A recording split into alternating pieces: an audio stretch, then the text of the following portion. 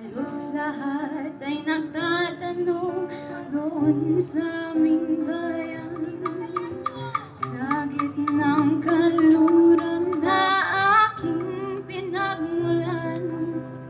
Sila'y nalilito, ba't raw ako nagkaganito?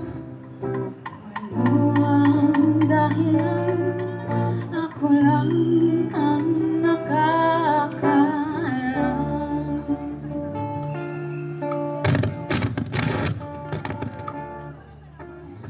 kulang ko'y ginawa na ang lahat ng paraan upang walay sa aking natunan. Subalit iniwan ko ang binigay na karangyaan. Kung ano ang dahilan, ako lang ang nakakaalam.